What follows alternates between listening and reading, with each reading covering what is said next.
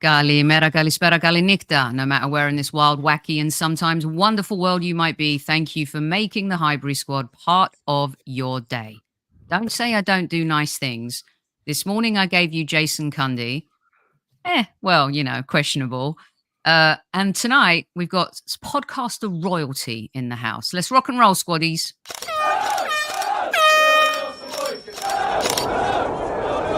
Mind the gap between the train and the platform.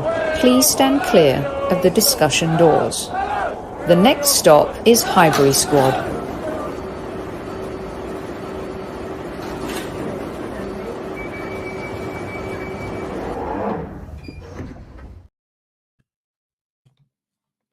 Everyone, good evening, squaddies. At ease. Welcome back to Squad Central. Three of my favourite men. Real men right here. Like Chelsea were playing like boys last night. We got real men in the house for you this evening.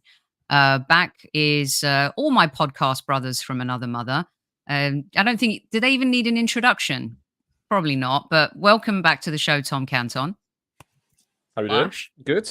Nice to see you. Sorry for the tech issues, which were predicted by the chat box. Apologies for that. They were 100% bang on. Welcome, my Greek brother right here, all dressed in black with the black hair. We're in uniform tonight. Harry Symeou. Yasu Harry. How's it going? It makes me look slimmer, you see. Me too. That's why I do it as well. Makes more room for Suvlagia. That's it. And of course, one of your favorites, Mr. Lee Judges. I'm doing the Super Kev greeting. Bosh celebration. Yes. Welcome, Judges. How you doing? I'm very, very good. What a great day. I'm still buzzing from yesterday. I have to say, to do what we've done to them and seeing all their fans go off and everything and I just don't feel sorry for one of them. I don't feel sorry for any of them. I just absolutely love it. So disappointment, really. It weren't 6 or 7. Let's be honest. It was absolutely. What I was saying to Jason this morning, I said, we've been where you are. And let me tell you, I'm milking it for every moment. We've been on the receiving end of such vitriol over the years, haven't we? And not only did we beat them, and I'm going to get quick sound bites from each of you because the squaddies want to know what you thought about last night, Tom. Not only did we beat them, but we bitch slapped them, and it was glorious. How did you see the game? I don't think I've used that word. I like that word. It's fine. Absolutely use the co-op there. No problem at all. But yeah, it was one of those when Trossard scored the first, I was like within 4 minutes, this could be big. But then it didn't happen in the first half. It kind of just Chelsea actually got back into the game somewhat, and we were a little bit wasteful like we have been in certain games this season. But the second half was glorious. So enjoyable to watch. Odegaard just pulling strings like nobody's business. Kai Havertz then creating the perfect narrative as well, getting a couple of goals. And it's the perfect setup, of course, for this weekend. It keeps us going. It keeps the momentum flowing. And it creates such a simplicity for Arsenal with 4 games left to go of the season, because I think if we win them all, we've got a really good chance. And I think that we can win them all. And I think that I was really worried actually about this game. Chelsea were unbeaten in 8 in the league before this one. They picked up some kind of form ahead of it as well. And so it was important that Arsenal didn't underestimate them. And I don't think they did. But I think what I talked about this on the morning show today, the fact that it was only 1-0 at half time, I think actually was quite a good thing for Arsenal, because sometimes when we're 2 or 3 up at half time, we can sometimes kind of consolidate our lead, try and take it and hold on to it, see the game out. But because there was an incentive to go and get the second and then the third, and because Arteta wasn't able to have a half-time team talk where he says, right, you can calm down now, guys, and we'll hold it out now. We went for the 4th and then the 5th, and we should have really got the 6th through Gabriel Martinelli at the end, which would have obviously levelled that scoreline that so painfully hurt us in Wenger's 1000th game. But in the end, you can't have any complaints, really.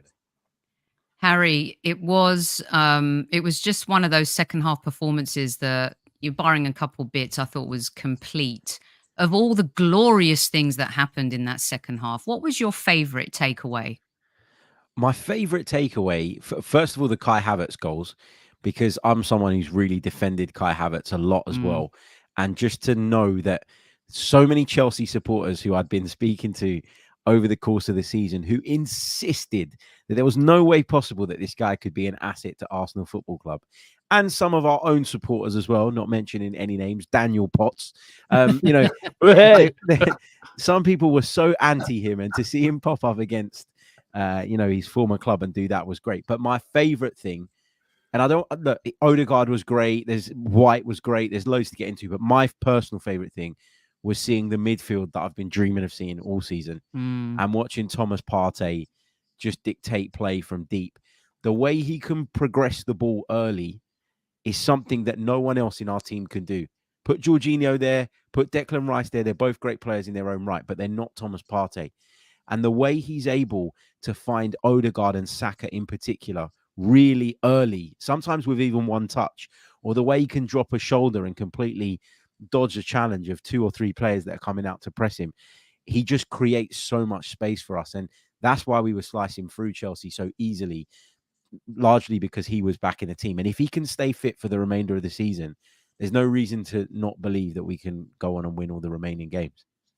Yeah, we've long supported Havertz here too, and I think Dan's gonna write a check to Tom. Is he gonna Venmo you the money, or are you asking for I'm cash? going to get him to donate it to charity, so I'll send him where he needs to send it. And, he's got to get one of those giant checks, and take a picture with it. Do you know the ones I mean? Yeah, that's it. like one of like the Red Nose Day or the BBC Children in Need, like when they make those mega checks. There is still 4 games left. Like we can't, Madison could go on an absolute mad run, and then we'd end up looking very silly. So, I know it's got to go around one of those sandwich balls around the Emirates, isn't it? You know, one of those sandwich balls. Like, I have got it wrong again. I am sorry on that. That would be perfect. Yeah. I've got it wrong again. I'm sorry. When will I learn? I think something along those lines would be nice. Love it. The Partey thing was really evident, wasn't it? Like the quality. Lee, do you think there's an argument, before I get to your favorite thing? This was my favorite thing, by the way. I freaking love this picture. I mean, Ben White is so savage. It's unreal. I love it's brilliant. Lee, just give us your quick soundbite on the game and Thomas Partey. Should he have played against Villa and Bayern Munich, or was this the game that Mikel earmarked him for? I think listen. You have to trust Mikel on this. I think fitness wise and all that, just keep it. Don't want to rush him too back, and then he gets injured again. I think these next 5 games are important. He probably felt that he could do with him without him against Villa, but when you looked at him yesterday, he was just magical. I'm not going to lie, I was dreading the game, really, really nervous, thinking like a draw, of course, is not going to be good enough. I didn't think we played that well against Wolves, so I thought we was a little bit edgy at times, and I thought, all the teams, Chelsea, and but I thought we was brilliant from start to finish. I have to say, I thought that we started off really well. And then consolidated it a little bit, and then went again second half, and the second half was fantastic. And as much as I love the Ben White thing when we done with that, and he also done it with Mudryk as well, like when he was just looking at him when he smashed into him. The best thing for me on that game, and if I could go back again, I'll pay double the price for it, was when Havertz scored. He celebrated it just like us. Old school. Thank you very much, Kai. And that is why I love that guy. And I see someone in the chat turn around and say that I've doubted Havertz. I've never doubted Havertz. Go back and say it. I've always been a backer of him. You know what I mean? Maybe one time saying like probably could have spent the money on a different thing. That doesn't mean to say I didn't back him. I've liked Havertz from the start. And I think some of his work, and I'll say it again, goes underappreciated if you don't know when you watch the game, some of the things that he does. And the other thing that I liked about him is he's got that nasty streak as well. He's got it in him as well. And I like that sort of thing. And for him to give it, he didn't actually give it to the Chelsea fans, but he celebrated with the Arsenal fans. Was just fantastic. And I'm a bigger fan of that. I don't think he should be ashamed. Like Kevin celebrated. We pay his wages. He should be celebrating. Yeah, Kevin celebrated against the Arsenal when he scored. He sure did. Yeah, he did a few names at the time, but I forgive him. You know what I mean? Like, I think that's how it should be. You boys can tell me, Tom and Harry especially, as you attend the presses. Tommy's okay after this disgusting non-call, could have broken his ankle challenge from Nicholas, I can't finish my dinner, Jackson. Boys, is he okay? As far as I know, I don't know if Tom knows anything else. I wasn't actually in the press conference yesterday because I did the radio interviews He was with the celebrating. managers. Yeah, there you go. He was celebrating. But I did the radio interview. So sometimes you miss the press conference when you do those because the managers tend to come and do the radio interview. And before you've even looked up, they're gone and they're in the press conference room. You can't really be that guy that walks in and opens the door when they've started. But another nice moment from last night was watching how destroyed Maurizio Pochettino was when he walked in that room. He was not interested in speaking at all. He knew he was going to get asked tough questions about the squad, about the amount of money that they've spent. And I always say that Pochettino lacks a bit of needle. Like, I don't see him as the kind of manager that's like visibly aggressive, but he looked so pissed off last night. He was clearly unhappy with the lack of effort from some of his players. And that Harry, made it feel even nicer. That press conference was really interesting. He looked like he'd gone 12 rounds with Mike Tyson after that. I mean, is he to blame though? Just real quick, because he inherited a lot of the owner's kind of, mess. And these players have 8-year contracts. Do they even feel like they have to put in the effort? But he really looked like he was a defeated man last night, I thought. If I'm Maurizio Pochettino, I'm quitting in the summer. I know that sounds mad, but I would quit because they only gave him a 2-year contract in the first place, right? Which is Chelsea, who are embarking on a long-term project with 8-year contracts for players, only give the manager that's supposed to oversee it a 2-year deal. First of all, that stinks. Second of all, as you say, he came in after they'd done the rebuild. So he had no hand in the rebuild. He just got given a group of players that clearly aren't as good as what Chelsea paid for them. I think that the attitude of some of those players is wrong. I think that's partly because they've been given long deals and there's no real incentive. And I feel like Pochettino, since going to PSG and it going kind of semi-okay but not great, I felt like his star was falling a little bit. And I don't think he can fix the problems at Chelsea. So if I was him, I'd walk before his star completely falls. And he's going to struggle to get another decent Can I job. ask you a hypothetical question, Harry? If Arteta was in charge of Chelsea this season, where do you think they'd be? I think they'd probably be in the top 6, and I think Pochettino can still finish in the top 6. I don't think it's necessarily the disaster season that people make it out to be. Like, they can probably finish in the top 6 if you look at the games in hand. They got to the Carabao Cup final, they got to the FA Cup semi-final. It's not the end of the world, but I just don't see how Maurizio Pochettino ever gets this Chelsea side to anything like what that fan base have come to expect over the last couple of decades. And, and if he's going to have decisions taken out of his hands all the time and no control, Arteta at Arsenal has had some say and some influence in those deals and been able to, do things that work for him. Pochettino's got none of that. Yeah, I mean, I've got no sympathy for them whatsoever. They're only 3 points behind Manchester United, aren't they? Am I right? Is that right? Yeah. It's crazy.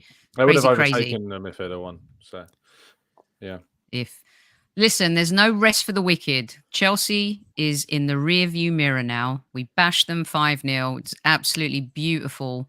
And we're going to enjoy it until, Sunday. Because here comes another London derby, the biggest one of all, the North London derby. It's Tottenham versus Arsenal. I hope you guys enjoy my emoji right there. Lee Mark Judges. North London derbies, unpredictable. Form, they say, goes out the window. Postecoglou and his high line and his inability to have a plan B, in my humble opinion, has cost them a lot of games. They're going to want to ruin our dream. They're going to want to be the ones that put the nail in the coffin. What does your crystal football say, Judges? Do you know what? I hate these games. I absolutely hate this game. It's even worse when it's at their place. But I do think we're the better side. I really do. I really do think that we're the better side. And I've got it on good authority from within that Tottenham will be going for it. They'll be open. It'll be an open game, and I think that will suit us. I'm going to be honest. I think it'll suit us. And I think if one criticism of Arsenal yesterday, and it's very hard to criticise, I thought that we could have scored a few more goals. There's a few more good chances out there. I want us to be as clinical as we possibly can be on Sunday. If we're as clinical as we can be, get to create and take our chances, it could be a fun day. It could be a fun day. Like I think it's going to be a few goals in it, but I do think that we nick it. I really do. I think we're the better team. I think they've got a couple of players that are going to be out. And listen, I know this sounds, I don't want to be arrogant when I say this because it hasn't been like that in the past. But when you're the better team going there, you feel a little bit more confident. I've gone to Spurs for 4 or 5 years, not this season, not last season, but the rest of the times, even when it was at Wembley, thinking that we wasn't the better side, hoping that we'd win the games. And they ultimately done us most times. Tables are turned now. I do think generally Arsenal are a much better side than Tottenham. I really do. And if we turn up and play and we are clinical with our finishing, I think we win. Tom, what do your journalistic juices say versus your heart, your Arsenal heart? Because it's one of these games where it's like head, heart. Where are you at? Yeah, I agree with Lee. I think that the way that the Spurs play, I think, suits Arsenal a lot more. The only reason that we lost, or not even lost, but it felt like a loss when we drew it with them at home, was because of our own mistakes. There was a mistake in the build up to the first goal, David Raya, and then we didn't clear the ball effectively enough, and then obviously Jorginho with the second one. Whereas the goals we created were both, good goals. And it was a point of the season where Arsenal weren't necessarily clicking as much. We were doing a little bit of experimentation. We're still trying to work out our philosophy for the season, and that's obviously come good in the second half of the campaign. We talk, and I agree with Lee again. Like, I hate these games. I really do find them, the nerves, the build up, the expectations around. And from a Spurs perspective, you've got nothing to lose when playing Arsenal because you're always the underdog. Whereas Arsenal in the North London derby are always expected to win. Even when Spurs had their years of dominance over us, Arsenal was still expected to win every single North London derby. The pressure was always more so on us, and it is going to be in this case here. Spurs need to win this in their own chase for Champions League, which looks unlikely at the moment. But they're also without who I thought was probably one of the top 3 players in the last derby, which was Destiny Udogie. I thought he had a fantastic game. At the Emirates, he's not going to be available because he's out for the rest of the season. Pedro Porro is also a bit of a doubt. He could train this week. We'll have to wait and see. Richarlison's another one who's been missing for the last couple of games, but could be back for this one. So I think Arsenal have to attack down our right, down their left, and try and use that to our best ability. Thankfully, Odegaard is in brilliant form. Saka less so, but hopefully can find some form at Tottenham. But we know that we've got players that can turn up in this game. We did it last season. It was an absolutely brilliant performance when we beat them there last season. They never really threatened, and that was with the likes of Harry Kane in the squad. So I'm hoping that we can come good once again and really humble a manager that desperately needs to be humbled at every possible opportunity. Mate, I totally agree. He is this underlying arrogance. I've found things to dislike about him because I've liked him for so long, and not because he's Greek. I just thought, wow, I'm really annoyed that there's nothing to dislike about this guy. But as the season's gone on, Harry, he's irked me a little bit. Going into this, are you keeping the same team that battered Chelsea? You making any changes? What say you, Mr. Symeou? I would start with the team that started last night. Agreed. I think away from home, you need that little bit more balance in midfield. And I don't like the idea of playing, Havertz as an 8, for example. So it would be a Jorginho or a Partey for me. And if Partey's fit enough and he came off, with about 20 minutes to go last night, then he starts the game and you go with exactly the same team. I look at Tottenham, and I think they've obviously got quality players in certain areas, and I think they could cause us problems. But like Judges, I think we are the better side, and we should go there with confidence. And if we take our chances, I know it sounds really simplistic to say, because we will have them. If we do take them, then I think we'll be fine. That's the key. But I agree with you on Postecoglou. I thought it right from the beginning of the season, where it was like everything he said, the media just lapped it up. And I remember sitting on radio shows and having people go, "Oh, isn't he great for the game?"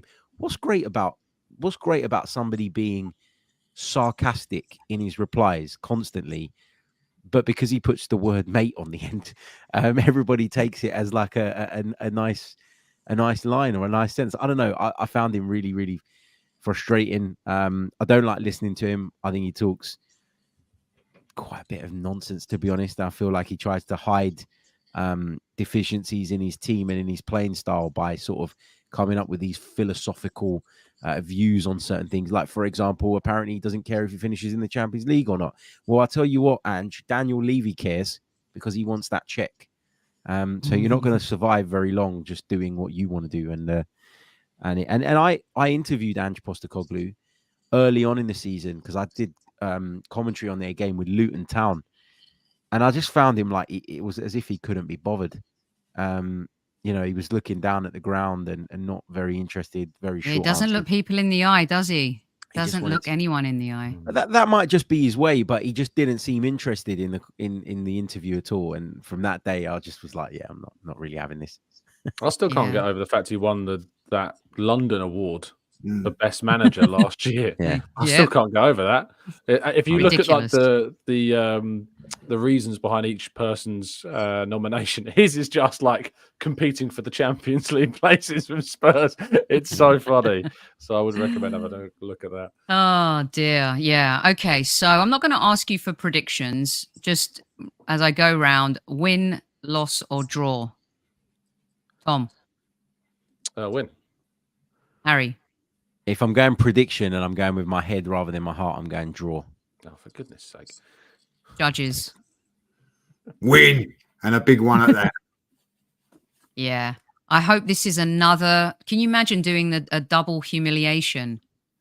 Sunday night, just, Dan Potts said this on the show a few months ago when we did one. He goes, the streets aren't ready if we win, like the big one, of course.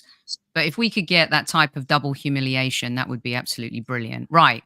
I know, Tom, we've got a few more minutes with you. The game after that is Arsenal versus Bournemouth.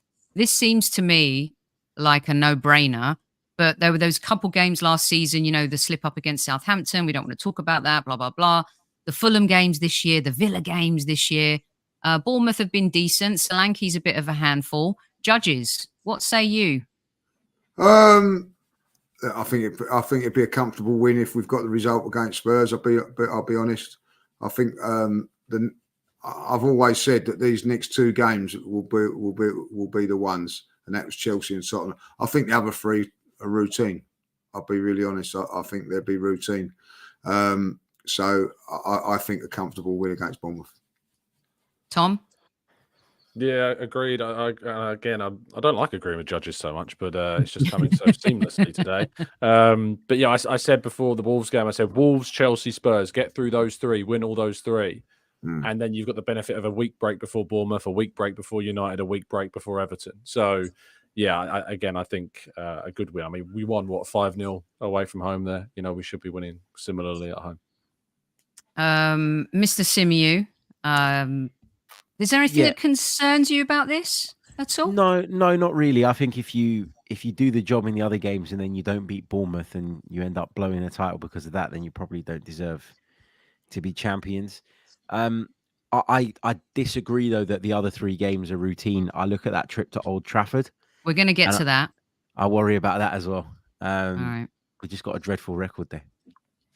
I know. I was talking about that yesterday, this morning with Jason, and he seems to think that this Arsenal's different to last season, and that he feels like we'll do a number on them. But yeah.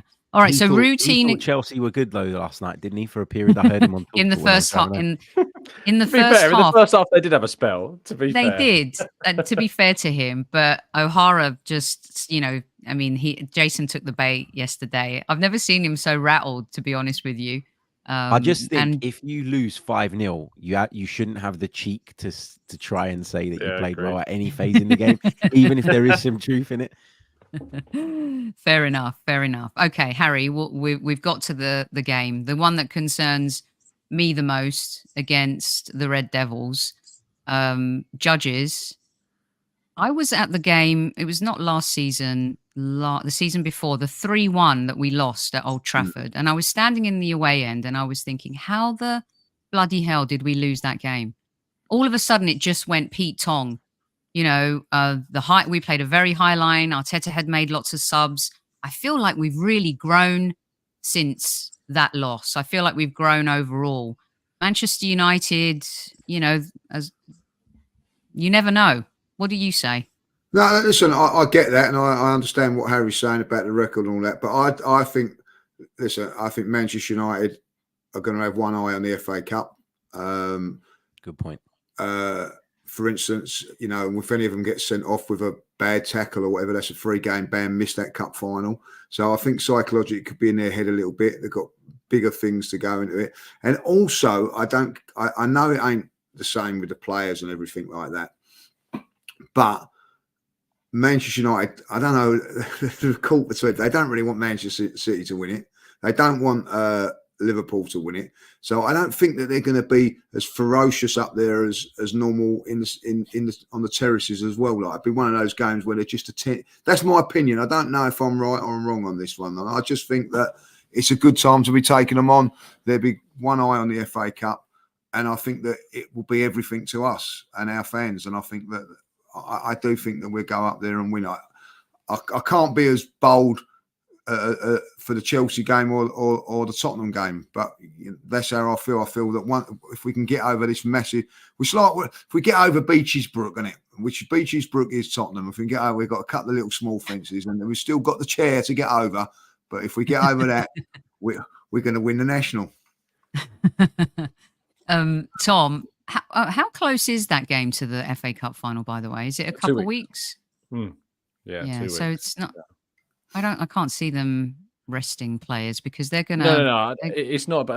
Judges is right about the suspension thing. That would obviously count. It's mad to think the last time we went to Old Trafford, Ronaldo still played for United. Like that's how long it's been since we've actually been to Old Trafford, because he came on, you know, in that game. It's the only time I've seen him in the flesh play.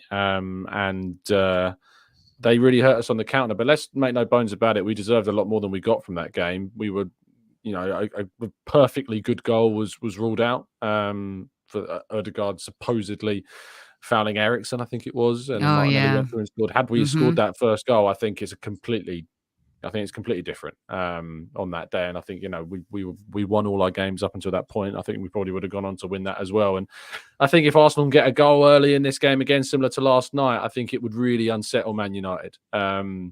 We need to create that inferiority complex that does exist inside their minds in this game, and go there as believing and knowing that we are by far a better team than them, that we have a by far better manager than them, and that we have by far better players than them. And we need to, you know, absolutely deliver that on the field on the day. But as Harry pointed out, we have a terrible record there. We've won once since 2006 in the league.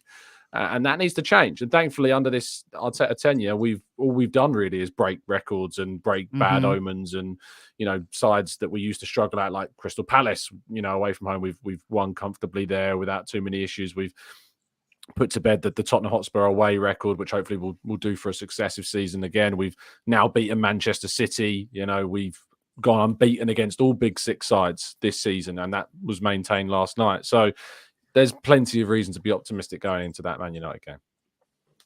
Harry, there's something that I think you're enjoying about Erik ten Hag moaning and going back to the game at the Emirates. I mean, the guy just can't get over it. You know what I find interesting about him is he has gotten them to three finals. He's won a League Cup.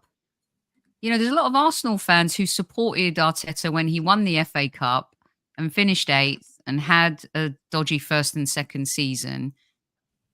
Sometimes I feel like Super Kev always said, it's the players. The apathy among that squad is unbelievable.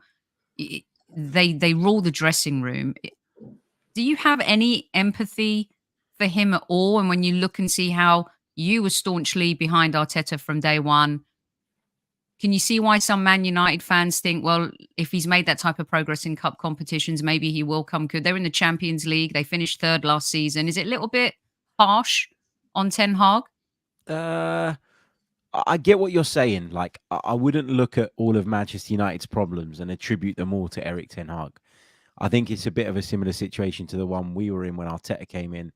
Mismanagement of players, bad recruitment over a long period of time, the wrong people making the decisions, all of that stuff. Where I think Erik ten Hag lets himself down is basically every time he opens his mouth at the moment, because it's like the other week, Manchester United lost the game and performed okay, and Erik ten Hag told everybody that the results will come as long as the performances are good. And then he gets criticised for the performance against Coventry, and he turned around 3 weeks later and basically said that actually at top level football, performances don't matter, results do. So he constantly contradicts himself. He keeps going on about that game at the Emirates, which is mad. And the reason I keep tweeting about it is because a colleague of mine at 90 Min, Scott Saunders, who's a Manchester United fan, he's always defending Erik ten Hag. He's been defending him from day one. And I kept saying that I'm not sure Erik ten Hag's going to fix things at United. And I kept making the point that he's obsessed with that game back in September. And I got a text from Scott on Sunday night after the Cup semi-final. And he said, he's done it again. And I said, what? And he goes, he's mentioned it again. And I was like, no, he's pulling my leg, surely. Logged online, loaded up the press conference, and guess what? He mentioned the Emirates Stadium again. Unreal. And it's just funny to me, like, that you think that with your team performing as badly as they are, if anything, I'd argue that United have more points than their performances deserve.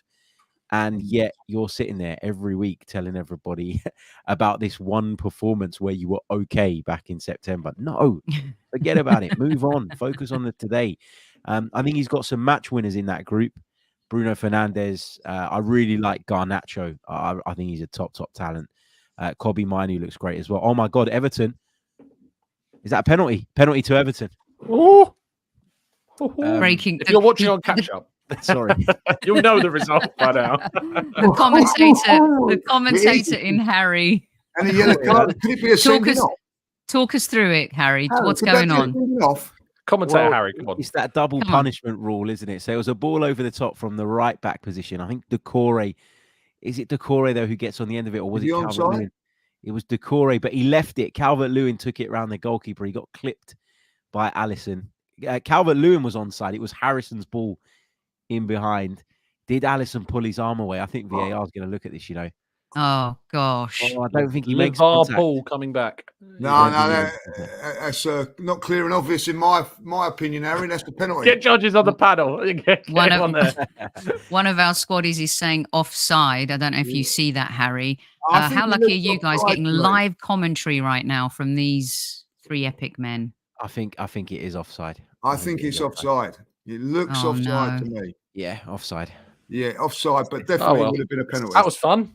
It's the hope that kills you, isn't it? I was just about to rip Everton to shreds, so maybe I'll just just keep it down, keep it down. You know, they've not won a home derby in 20 years or something. Yeah. Since Arteta scored. Yeah, since that was it. Since insane. Arteta scored. Mad. I mean, they're fighting for their lives. Hopefully there's some type of football god up there that doesn't want to shine down on Klopp, where he has this shiny trophy under his arm when he walks out of Liverpool at the end of May. Okay, win, lose or draw, Judges against the Devils. I think that we'll win. I think we'll win. I think I'm going to start now. I think we'll win all our next. Is it 4 games? Yeah. I think if we need to, we go there and win. Yeah. If we're still in the hunt, because if we need to, of course we need to. Yeah, but what if we go and lose at Spurs and drop points at against Bournemouth? Then all of a sudden, it's not. It's not. Wait, who invited Harry again? He was fitness test. I mean, maybe we'll sub him right Harry now and see Dan Potts inside of him. Please. I was speaking to someone earlier today, right, and they said to me, "Why are you being so pessimistic?" I'm not being pessimistic, guys. I am protecting my feelings. I've been hurt before, and I don't want to go down this route again. Because it's what it's about, mate. I'm sorry, I never buy into this. I know people do. And Harry, that's a great point, because I'm going to be really honest, right? When Liverpool lost to Palace and I going into the stadium, I honestly, that's the first time this season I thought we can win this league. We can win this league. 90 minutes later, I didn't sleep for 24 hours. You know what I mean? I was the exact same. Don't do it to yourselves. No, guys. I've let rather go. be disappointed. I'd rather live it. I live it. Like, you know, I love every moment of it. I will live it as the ever optimist that I am, you know, and I will enjoy every second of it, because the disappointment sucks, yeah, but I enjoy it more believing that we're going to win it. It's really funny because Tony grew up in Idaho adventure. They'd catch like snakes and stuff, and I grew up like you know, in Palmer's Green. You know, Greek parents are very protective, very safe, and you know, Tony's dad was like, "Here's a fence, Dad. What should I do?" He goes, "Climb it and look over, you know, and see what's on the other side." My dad would be, "Don't climb over the fence, you're gonna die." Da, da, da, da, da. And so since I met Tony, I've learned like let go, just let it go, enjoy it, Harry. It's maybe the little Greek culture in us too, having this little fear in the back of our heads. But I'm with Tom Canton here. You just gotta let it go. Those Greek tales that they used to tell us as kids to scare us out of doing things, unbelievable. It's so, like, don't say this or someone will drop dead or whatever like that. Some of the stuff. Bloody hell. Yeah. And that's why I was laughing, because I know what you're referring to. Exactly. Oh gosh, we'll do a Greek old wives' tale show. It is really funny because for 10 years I've been moaning about it, and you know, like been really frustrated, saying like, you know, what I want is a title challenge. I'm not necessarily saying we, you know, got the divine right to win it, but I want, you know, a title. Now I've got it. I'm going, oh, I can't handle it. I can't handle it. It's unreal, isn't it? Well, it's crazy. I'm really bad at handling nerves. Not interested. Yeah. I decided early on after Dubai, and when things kind of kicked in, I just said, you know what? I'm just going to enjoy it. I'm going to enjoy the journey and not really think about the destination. So, all right. Do we even want to do Everton? We always beat them at home on the last day of the season, don't we? Win, win, win. Yeah. Yeah, they'll be on the beach. I think they'll be safe by then. So I think, didn't we play them the last game of last season, the season before last, and just battered them something silly because they just survived? I think Frank Lampard kept them up, and Richarlison was like hungover from like a week of partying. So they ended up staying up, and we battered them ridiculously so. So yeah, I think was that? I think that was the day that Spurs playing Norwich. 5-1. Yeah, was that the? No, that was the Leicester Norwich, year. That was the Leicester year where they. The only way that we were gonna get champions top four was if Spurs were beaten by Norwich, which I think they went on one like 6-0 or something. So I think I was at a wedding or something that day. But yeah, it's I think they'll be safe by that point, Everton, and you know, if it stops Liverpool winning the league, I think they'll roll over, to be honest. So yeah, love that. By the way, okay, is there anything worse than people booking like family functions during this point of the season? What do you mean? Like, what's happened, Harry? Tell us. I've been invited to a christening on the day that we play Manchester United, and I've kindly rejected the invite. Yeah. And I've got people telling me that I'm out of order. What's work. You got to work, Harry. That's what you got to say. You work. Yeah, you got to work. With you got to work. But do these people have no consideration for what is going on? Like, you can do that any day. Harry, we're talking about Greek Cypriots. Is it a Greek Cypriot christening? Yeah, of course. Yeah. Here we go again. See, I mean, we're going to have to do a whole therapy session on. Yeah. We've got some traumas that need talking out, I think. Oh, fantastic. Right. Before I let you kids go, I want to do some like 3 quick fire answers from you. Okay. And yeah, Gooners, you're late, but I'm not going to give you a yellow card because you sent me a lovely message yesterday. Lovely man, Gooners. And Makes of course, Newman's giving you, does he? Yeah, after the game yesterday, he said, do you fancy coming in for a bacon sandwich? Yeah, really nice. Bacon sandwich at like 10 o'clock at night, 11 o'clock? No, 11:30 at night it was. I've always seen bacon sandwich as a bit of a breakfast thing. Yeah, but like when Russ is cooking it when it's for nothing, I'm eating it. I'll have to join you next time.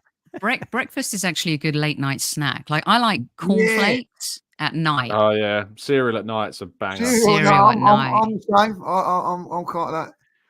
Yeah, love that. Did you put HP sauce in your bacon sandwich or ketchup?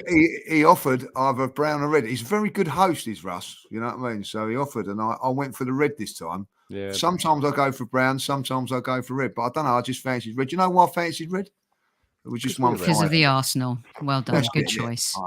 Yeah. If you'd have chosen Brown, you'd be thinking about Tottenham. Let's be honest. Exactly. I don't want to be thinking of them. They've even got a Okay. bloody kit that colour this season, haven't they? Yeah, they do. Yeah. Awful. Their kit's so boring, isn't it? It's just so boring. Hey, we can't talk. Our away kit is Nike. Have It's not boring though. It's not boring, Tom. It ain't It's- boring. you can't- It's a conversation starter, is what it is. Yeah. Nike have gone right down in kits, by the way. Mm. They used to be really good, but now, like, you know. Well, I don't know. Adidas- Have you seen? I've got the Norway home kit, and that's done by Nike, and their away kit, and that's Nike, and that's unbelievable. Ah. If you've seen Oh, it. well, I'll take your word for Amazing. that. I'll take your Brilliant. word. Mm. You've got Okay, so now Odegaard on everyone the in chat, everyone in chat is hungry, and they want to know if you made it for you on brown or white bread. white bread. I think the last time it was brown bread, if I'm, but it was white bread this time, so it was very nice. But he does offer both. Offers up both, does Rusty. I tell you, he's a very good host. Very good host. I can see this being a little late night series, post games, you and Bacon Russ in front of sandwiches the with Russ. fire. I feel like we're stepping on FK's on toes for his snack check. Oh, I got enough bread. That's what it was. Yeah, Russ, so there you go. It was decent. But it was sort of like we was on the train going home, and I said, "He ain't offered that fucking sandwich yet. Like, hurry up!" Like, and then he did, so it was good. Ross, great host. Lee, terrible guest. I love it. He saved you from having to get a fillet of fish. Yeah, Let's he be definitely did. honest. Oh, you eat fillet of fish? I Is that don't your eat pick? it. No, no. Anyone no, that goes to no. McDonald's and gets a fillet of fish should be banned. Harry, I'm with you. I'll tell you what, Julian does that, and I said, "Don't sit with me. I don't want even sitting with me, I don't want that wrapper on the table that I'm sitting at. Move it away. Go and sit somewhere else, I do not. It should not be entertained. I mean, McDonald's is bad anyway. I think the McRib is actually even worse than the We fillet don't of have that, do fish. we? We don't have We that. don't think we No. get that. No, we don't think we get that. Oh, Right, you at moment, least one- have to. Go Go on, on, sorry. Tom. No. I was going to say you at least have to try it once and then realize it tastes so good, but it's so evil and it's so bad. What were you going to say? So at the moment, I get a wrap of the day, but I buy 3 extra chicken selects, so I stuff the wrap with even more chicken. So that's the the treat at the moment. So, do you know they had I the? don't understand that either. Why go McDonald's and have chicken? Why don't you go KFC? Well, I don't have a KFC nearby. Oh, right, fair enough. But you're right. A Twister wrap at KFC is better than a McDonald's wrap. For You sure. are making me hungry. Harry, what were you gonna ask me? I was going to say, have you ever had a Greek mac in Cyprus? Yes. It's What a amazing. ridiculous thing. It is a ridiculous thing, but still, I don't know why. Also, I found that McDonald's abroad tastes so much better than Fresher. in England. Yeah, Mm. Yeah. it does. Yeah. Get Five beer in Guys. McDonald's in Europe as well. Can't get a beer yeah. in England in McDonald's. Yeah. No. I mean, and they cuisine it up, to the culture, which is kind of cool. Five Guys is way too expensive. The burger might be good, but my goodness, they're a rip-off. You need a mortgage for the milkshake. Yeah, but it is the best. I think it's the best chain burger out there. Nah. It's not as good as In-N-Out. I'm with you. Me and you are on the same wavelength today. We need to stop this. I know it's a bit annoying I'm with actually. you on that. Wimpy burgers are very nice as well, So What happened, Harry? Everton came close. come Yeah. close. Okay, right. We'll get you out on these ones, and because now everyone's hungry. And by the way, if you haven't had an In-N-Out burger, you haven't lived. That's all I'm going to say. It is the greatest burger. Yes, Not the for Arsenal me, Food not Network. for me, thank you. Soph. Not for me. You didn't like In-N-Out? I was bitterly disappointed by it. Everybody's going mad about it, and when we went there, I thought, I've travelled 16 miles for this? No, thank you very much. Oh, well, once you've had Russ's bacon sandwich, it's hard to live up to anything after that, like isn't it? Russ's bacon sandwich more than that. I must admit, All right, real quick, I want to ask you this because some of the squaddies sent me a message and they wanted in particular to know if you guys are sticking or selling on Thomas Partey. Let's not forget he's been super injury prone, but when he does do what he did last night, he is a Rolls-Royce midfielder. Canton? Sell. Oh, this is so hard because Can't stay fit.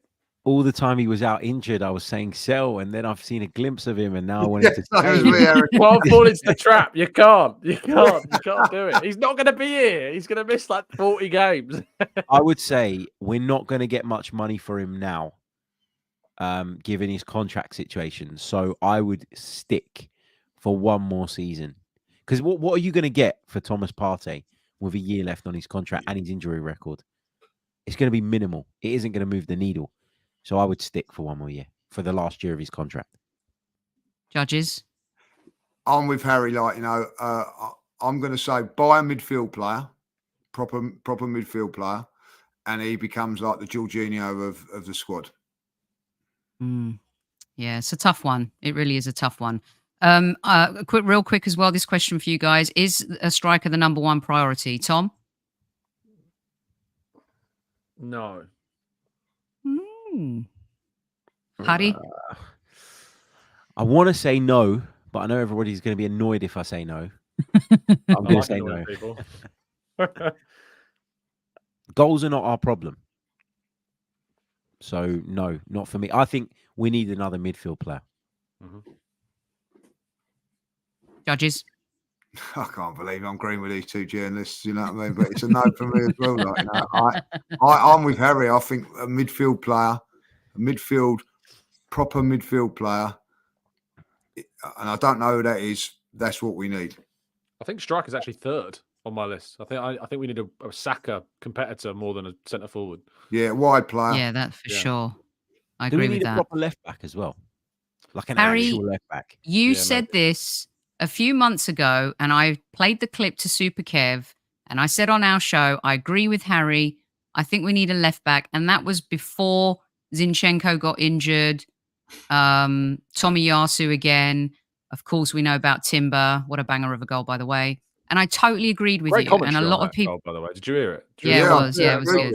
Very good. He's pretty good at that stuff, like, isn't he? This is going to be a dire game, so I need I one. thought Perry was fantastic. I have to say. Oh yeah, it's nothing without a goal. It's all about Perry. I have to say, some of his jokes went over my head. I didn't get it. He's a good lad. He was going proper retro with some of the comments. I was like, "Oh, Harry's going to struggle." Yeah, I was like, he's a top guy. You got to read him now. You got to read him. He was going on about conga lines and all this stuff, and I was just a bit like, bit before my time. Like, we were laughing about it at half time because he was like, "You were lost, weren't you?" I was like, "Yes." All these references from like the 1980s, mate. I wasn't even a twinkle in my dad's eye. Sorry. Oh, that's great. Okay, so right, one more. Here we go. Where is it? Let me find it. Of all the teams that have been utter garbage this season, big clubs, which team do you fear will rise again next season, if at all? Canton. Everton. How far are we talking when we come to rises? I mean, I was thinking more rise. like Chelsea, United, those types of teams. But go on, any team. Yeah, Symeou. I'm actually going to go Manchester United if they change the manager. Because I really do think that they have got enough to be able to like set up in a strong way. Like people always like take the mick out of Maguire and people like that. But if the shape was right and the midfield was set up right, they could be more solid than they are currently. And I always maintain that they've got game changers in the final third of the pitch. So I think if they change the manager and bring in a couple of decent players, I think Man United could be I'm not saying they're going to win the league or challenge for it, but they could be back in the mix for the top four again, and probably the favourites to do it. Interesting. Judges, what say you? I am going to say Chelsea. I don't think Chelsea are as bad off as what people say. They've got some decent players. I thought that I was very, very impressed with them against Manchester City. They're a striker away from being half decent. The pace of their players up front is frightening. And I think if they get that right and a decent goalkeeper, I think they're about 2 or 3, maybe 4 players away from it. I think Man United are 6 or 7. All right.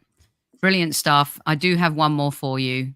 Is Odegaard the Premier League's best player this season? Should he be crowned Player of the Year? If we win it. Yes. Yeah, if we win it. Yeah, it's again, bloody hell, Judges is right. It's if we win it. Because it's always player of the season is the best player of the team that win it. So if City win it, it's going to be Rodri. Do you think that's right, though? Has Harry Kane ever won Player of the Season, Tom, and not won anything? He's not won anything. Not even Bayern, he can't win anything either. But yeah, Odegaard, if Arsenal win the league, he's now just pipping above Declan Rice. His form in 2024 has been unbelievable. So it's just gone above Declan Rice for me. Big Gabby's got to be in with a shout for Arsenal as well. Big shout as well. Yeah. He's been better than Saliba this season for me. Mm-hmm. Creators always get it, though. Yeah.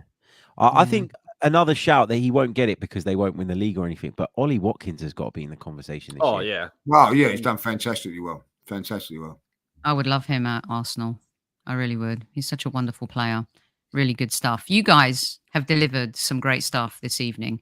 The food banter was brilliant. What's coming up, judges? What have you got coming up? This is where you can follow Lee, unless you've been under a rock. What you doing? We've got a preview with the Chelsea review. Sorry, of the Chelsea game yesterday, and of course, looking forward to the North London derby Thursday. I think about 4:00 tomorrow. All right, lovely. Symeou, what's up with you? What's going on in your world? North London derby preview. I'm going to do tomorrow, I think, and then TalkSport 2 on Friday. I'm going to be at the Tottenham Hotspur Stadium on Friday morning as well, doing something with PLP, building up to that game. And then I'll be at the game on Sunday. And so reaction podcast Sunday night. Well done. And Tom Canton, what about you? What's going on? I am every day, every Without morning. fail. With your bacon sandwiches, be it red or brown sauce. You can bring your sandwiches. Indeed. So yeah, and I will have a preview. I think on Friday on TGT. Brilliant. And articles over on football.london as always. Epic stuff. You guys have been amazing. Thank you so much for joining me. As our Chief Like Officer, Tammy Steele, says, hit that like button, please. Don't forget to keep sending your love for Super Kev. He's watching every single show and he's getting all of your messages. So hopefully we'll be seeing Kev back at Squad Central real soon. In the meantime, give these guys some love and I'll be back sometime. I'm actually on with Faisal tonight on the Latte Firm. So tune into that after all the football. And I'll probably be talking about food again. Until then, don't forget to tell your loved ones you love them. At ease, Squaddies. I hope you've enjoyed the double-double tonight. At ease.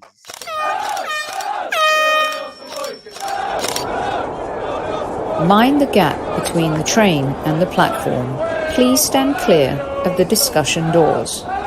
The next stop is Highbury Squad.